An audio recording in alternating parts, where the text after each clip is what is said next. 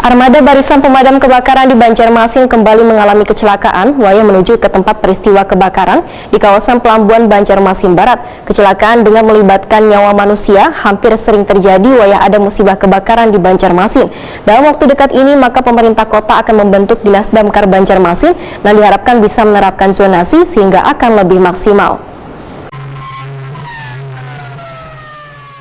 Armada Barisan Pemadam Kebakaran di Banjarmasin kembali mengalami kecelakaan waya menuju ke tempat peristiwa kebakaran di kawasan Pelabuhan Banjarmasin Barat. Peristiwa kecelakaan mobil yang bertuliskan BPK Gadang dengan tihang pagar rumah Wan 2 kendaraan tersebut terjadi di Jalan Stoy S Banjarmasin tengah hari Rabu 5 Januari 2022.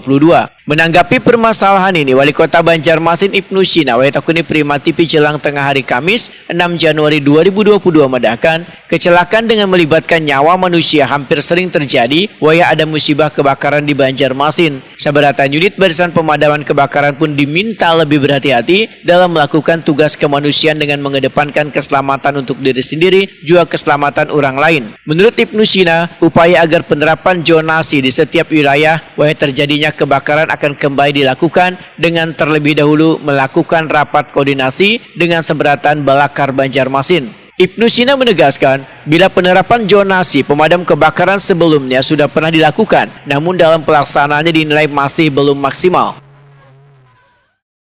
Kami sudah sampaikan juga dengan Satpol Damkar untuk kembali mengingatkan, menolong orang, BPK, Balakar, semua relawan kita dalam melaksanakan tugas di lapangan tetap mengedepankan keselamatan diri dan keselamatan orang lain.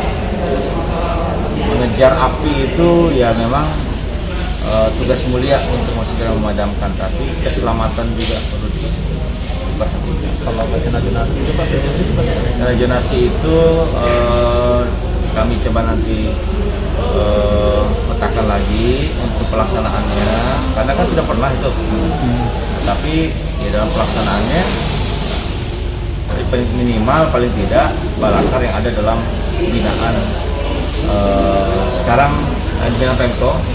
Tahun ini kan besok kita akan segera bentuk Dinas Damkar sendiri, Kepala Dinas Kecamatan Eselon 2, mudah-mudahan bisa lebih intens dalam membina BPK-BPK yang ada.